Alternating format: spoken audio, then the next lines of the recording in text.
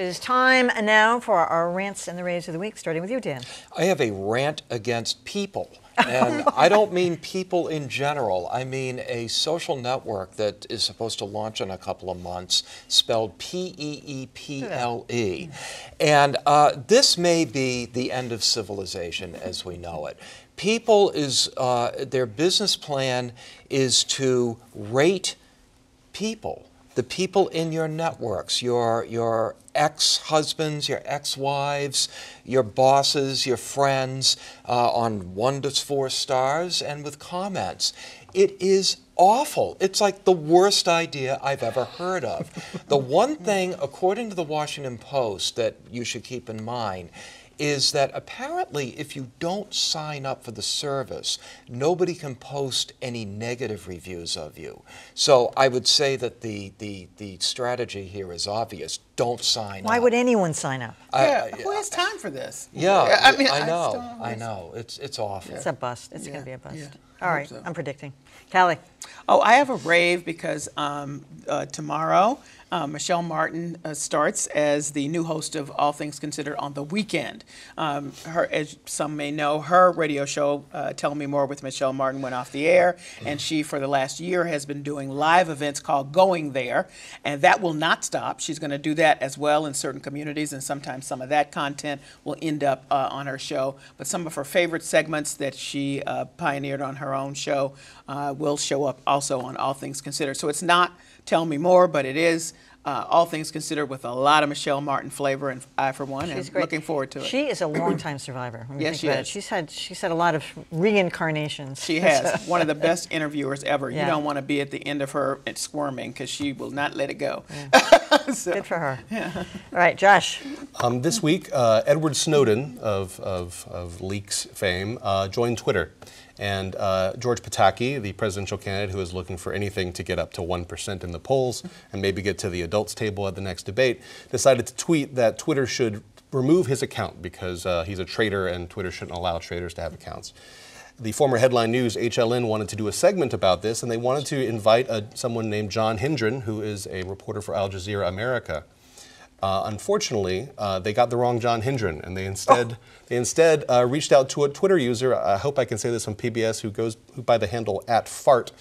I'm sorry. I think we've done that before. Yeah, and instead invited him to be on the show, and he did one of the great bits of culture jamming and pranking that I've ever seen. He did the entire interview, instead of talking about Edward Snowden, talking about Edward Scissorhands. I think we have a clip. There is classified information out there that was released that could have feasibly harmed people. Do you think Snowden's actions were worth that risk? I think to cast him out, to make him invalid in society, simply because he has scissors for hands, I mean, that's so strange, because, I mean, people didn't get scared until he started sculpting shrubs into dinosaur shapes and whatnot. Wait a minute, that went on the air? That went on the air live for several minutes. Great delivery, too. Exactly. This went on who put on the @fart on the screen? No, that was not on the screen. That was just he's an internet comedian who accidentally got reached out to. So the anchor for the entire segment paid no attention to any of his answers. We've seen this before. They went back and forth 3 or 4 times, and every time he actually eventually he said Edward Scissorhands talked about being born on made on a mountaintop by Vincent Price. She didn't catch it. She did not catch it at all. And I think it was a brilliant, deep meta commentary about cable news. It's not just about cable news, I hate to tell you. that is horrible. It goes beyond. But I kind of lost you, Josh, when you said George Pataki is running for president. I just I went into a trance when you said that. I said, he is? Right. He's still in, too. Yeah. All right, Adam. I can't hold a candle to that, but I want to rant about a tendency in the media and also, I think, in popular culture. This is in connection with those guys from the Boston area who made the video reacting exuberantly and very profanely to the appearance in the water that they were looking at of what they thought was a sea monster, a baby whale, turned out to be an ocean sunfish, I believe. Of course, these guys ended up becoming sort of internet celebrities. They participated in a Jimmy Kimmel show from Malden, I believe. They were telecast from Malden on Jimmy Kimmel. They got a ton of media coverage, but now the other shoe has dropped. Press outlets, including the Herald, and I think we saw Boston.com grab doing this, although I hadn't known they were on it too, digging into their past, finding out that they have, one of them in particular has a pretty unsavory past involving some violence against women, restraining orders, jail time.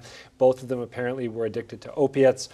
I am really tired of this cycle in which someone does something that's sort of mildly amusing or interesting. They get way more attention than they deserve, and then we dig into their past and find out that they have some skeletons in their closet that make you feel kind of dirty once you know them. We do it again and again. And And we're not going to stop. All right, well, I have a rant today for the executives at Twitter that are considering upping the character limit from 140 to who knows what. This is the beauty in Twitter, people. Yes. We don't want to hear any more from you. In fact, I think they should have more limitations. Like, once you've tweeted about something, we all get these tweets. Like, I get this one guy, he'll do one, and he'll do 40 more. Now, that's against, that's really against the kind of, like, policy of it. You just get one bite at the apple. You don't get 40 just because you have more to say, right? So we got to limit. We get you reeled back from 140. You should get shocked through your keyboard if you Yeah, exactly. Keep going. And one more thing, Emily, and one more thing, right? All right. That's it for our show. Tell us what you think. Email us, tweet us, or leave a comment. We're always on at beatthepress.org. I'm Emily Rooney. Thanks for watching Beat the Press.